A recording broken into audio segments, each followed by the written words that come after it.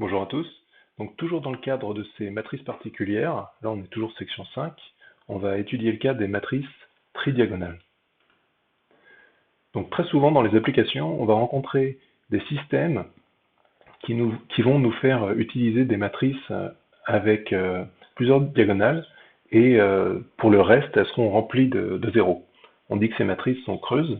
Alors souvent, on est plutôt dans un cas où on va avoir au moins 5 diagonales. Donc on est dans le cas d'une matrice pentadiagonale, mais là, pour illustrer, on va étudier surtout le cas des matrices tridiagonales dans le cours. D'accord? Donc vous avez une matrice A ici, qui est donc la matrice de notre système d'équations. D'accord?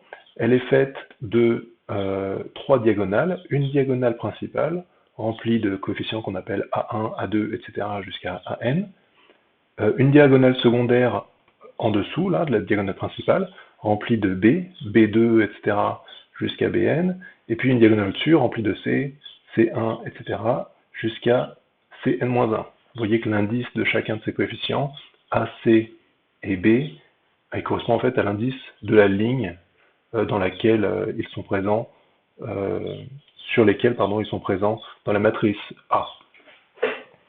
D'accord. Donc, du coup, ça veut dire que pour les B, on va avoir n-1 coefficient B, n-1 coefficient C et n coefficient A. Donc on aura 3 n-2 coefficients en tout dans cette matrice, ce qui est très inférieur à n carré coefficient, d'accord, qu'on aurait eu dans le cas d'une matrice non creuse. Si on regarde bien comment on peut écrire cette factorisation A égale LU, en fait, on peut écrire donc A comme le produit d'une matrice triangulaire inférieure à diagonale unitaire L, ici, vous voyez qu'il n'y a que des 1 sur la diagonale, et d'une matrice triangulaire supérieure, simplement en mettant une diagonale secondaire remplie de coefficients L, ici, en dessous de la diagonale principale, pour cette matrice triangulaire inférieure, et deux diagonales, une diagonale principale et une diagonale secondaire au-dessus de la diagonale principale, là, donc remplie de U pour la diagonale secondaire et de V pour la diagonale principale. D'accord? Et vous pouvez vous assurer de ça en faisant le produit de ces deux matrices. Vous allez voir que dans ces cas-là, effectivement, vous construisez bien une matrice qui a trois diagonales, là, une diagonale principale et une diagonale secondaire juste au-dessus, une diagonale secondaire juste en dessous. Et comme cette factorisation A égale LU, elle est unique, quand L est une matrice triangulaire inférieure à diagonale unitaire, il n'y a que des 1 sur la diagonale, dans ces cas-là, cette factorisation, elle est unique. Et donc, si vous arrivez à écrire un système comme ça, sous la forme A égale LU avec L, une matrice triangulaire à diagonale unitaire et inférieure, et U, une matrice triangulaire supérieure, alors forcément, ce sont les bonnes matrices que vous aurez, et ce sera la seule décomposition que vous pourrez faire de ce type-là.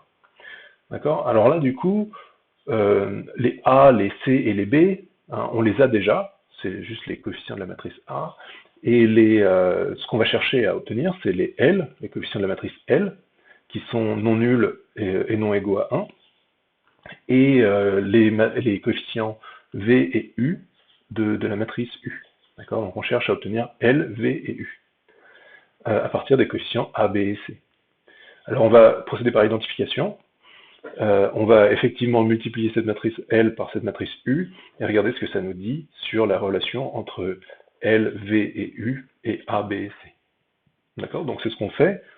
Pour le coefficient A1, par exemple, celui-là il est assez simple, il a la position 1, 1, donc il va correspondre au produit de la première ligne de la matrice L par la première colonne de la matrice U. D'accord? Et là on voit qu'il n'y a qu'un seul coefficient qui va être non nul, là, dans la somme qu'on va effectuer, ce sera V1 fois 1, d'accord, qu'un seul terme qui sera non nul, ce sera V1 fois 1, et ça va faire V1, d'accord, donc on aura bien A1 égale V1 ici. Ok, on va le faire aussi pour C1, alors C1, il correspond à la première ligne et la deuxième colonne, ça veut dire qu'il va falloir que je fasse le produit entre cette ligne-là et la deuxième colonne, d'accord, et on voit que si je fais ça, le seul terme qui va être non nul, parce que j'ai que des zéros ici, ça va être U1 fois 1, et donc ça va faire U1. Donc on aura bien C1 égale U1. Et puis si je regarde plus généralement tous les coefficients C, je vois qu'ils correspondent en fait à une ligne de moins que la colonne dans laquelle je suis en train de regarder. Donc, par exemple, si je regarde à la colonne, mettons que je regarde à la ligne K, pardon, eh ben, le coefficient C, il correspondra à la colonne, à la ligne K et la colonne K plus 1. D'accord? Donc il faut que j'utilise une certaine ligne ici et la colonne pardon, juste après dans cette matrice-là. Donc si j'utilise la ligne K dans cette matrice-là, pour obtenir le coefficient CK, il va falloir que j'utilise la colonne K plus 1 dans cette matrice-là. Si vous faites ça par exemple pour la ligne 2, je vais utiliser la colonne 3, d'accord? Et je vais, dans ces cas-là, obtenir simplement U2, d'accord? Donc C2 sera égal au produit de cette ligne-là et de cette colonne que je vais essayer de saisir comme ça, si c'est possible. Non, c'est pas possible. Enfin, en tout cas, cette troisième colonne-là. Et vous voyez que j'aurai 0 fois L2, ça va faire 0, plus U2 fois 1, ça va faire U2, et plus V2 fois 0, ça va refaire 0, etc. Si on prend n'importe quelle ligne K et colonne K plus 1, on va voir qu'on va obtenir en fait UK. D'accord? Donc finalement, CI, on peut directement l'identifier à UI. Maintenant, je fais pareil avec les BI. Les BI correspondent à une colonne de moins que le numéro de ligne. Vous voyez, là, pour le B2, il est sur la première colonne et la deuxième ligne. Donc si je prends une ligne K donnée, il faudra que je regarde la colonne K-1. D'accord? Donc je prends une ligne K donnée dans cette matrice et une colonne K-1 dans celle-là pour obtenir ce coefficient BI. Écoutez, si je fais ça, par exemple, mettons pour la ligne 2, puisque c'est celle qui est écrite ici. Donc je choisis la ligne K, ici, la ligne 2 en fait, ici, et la colonne 1. D'accord? Et le seul terme non nul que je vais obtenir, c'est V1 fois L2. D'accord? Et on peut s'assurer que ça reste vérifié dans le reste de la matrice, dans le sens où vous aurez uniquement des BI de la forme LI fois V-1. D'accord? On peut essayer par exemple de le faire autre part. Donc si on prend la ligne 3, j'aurai un 0, un L3, un L2, un 1 sur la diagonale. D'accord? Donc je m'assure bien que ça marche. 0, L2, 1 à la troisième position, et puis que des 0 derrière. D'accord?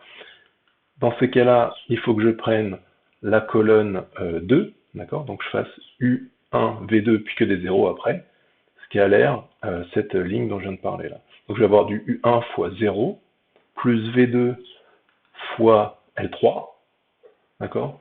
Plus 0 fois 1, plus que des 0 fois 0. Donc je vais bien avoir du V2 fois L3, ok, donc du LI fois V et moins 1. Vous pouvez vous en assurer chez vous que ça marche bien. Et ensuite, je vais chercher les AI, d'accord? Alors les AI vont être un tout petit peu plus complexes. Pour chaque ligne K, j'ai mon coefficient AK, qui va aussi correspondre à la colonne K.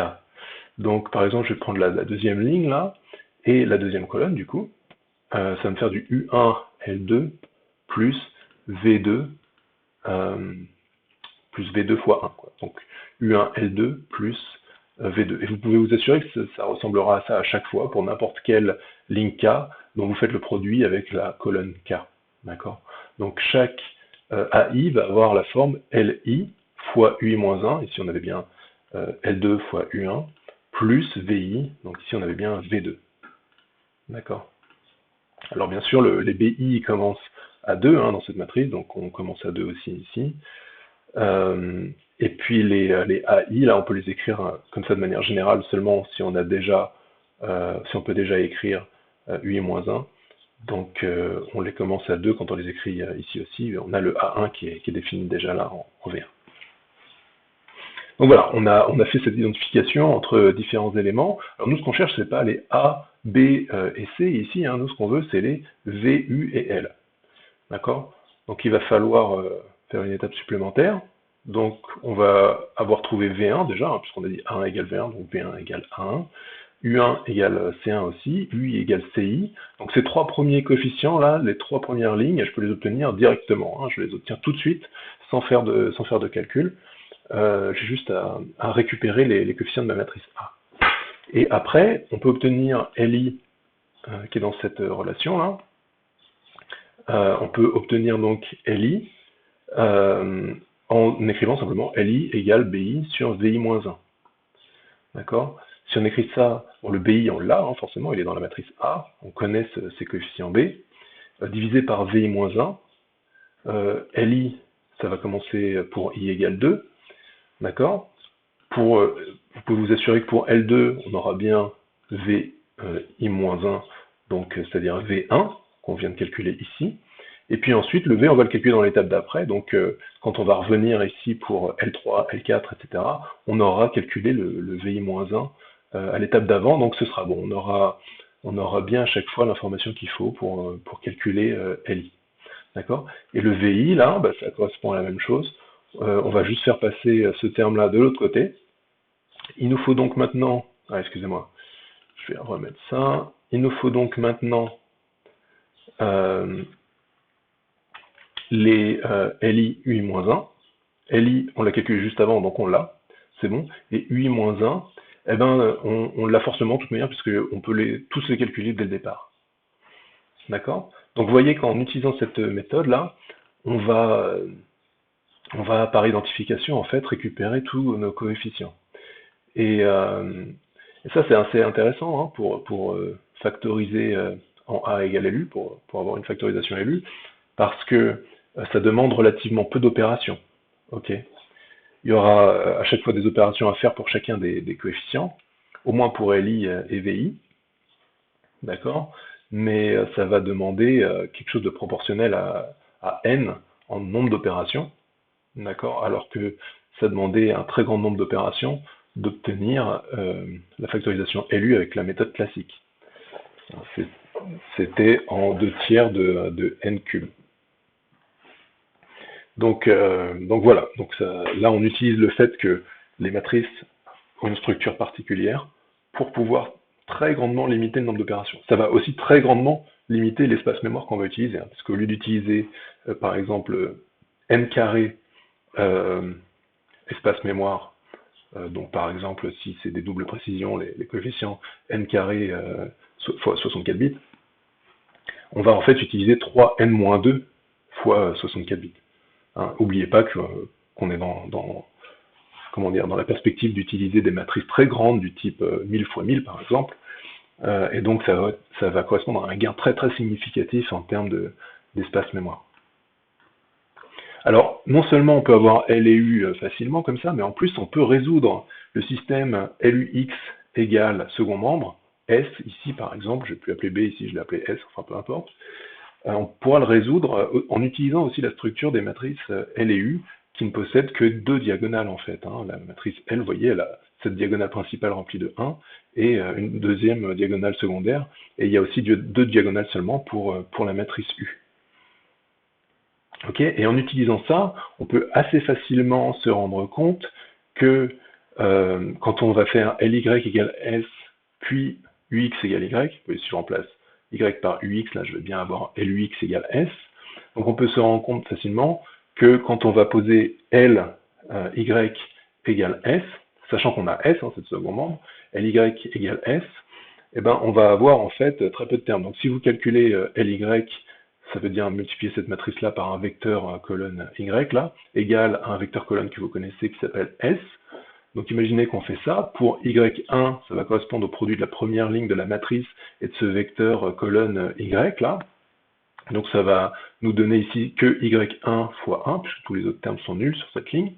Et donc on aura Y1 égale S1. Et puis pour le deuxième terme, on aura L2Y1 plus Y2 plus 0 égale S2. D'accord? Donc si on cherche Y2, on pourra dire que Y2 c'est égal à S2 moins L2Y1. D'accord? Et ça, ce sera vrai à chaque fois, pour chaque ligne, pour tous les SK. D'accord? Pour tous les SI, si vous voulez, de 2 à N. Donc on aura bien cette relation-là, YI égale SI moins LI, YI moins 1. Donc, assurez-vous-en chez vous, d'accord? Posez bien la matrice L, Y, L écrite comme ça, d'accord? Faites fois un vecteur Y rempli de y1, y2, etc. jusqu'à yn, égale un vecteur S que vous connaissez, S1, S2, etc. jusqu'à Sn. Faites-le bien chez vous, et rendez-vous compte que effectivement on a cette relation qui est toujours vérifiée.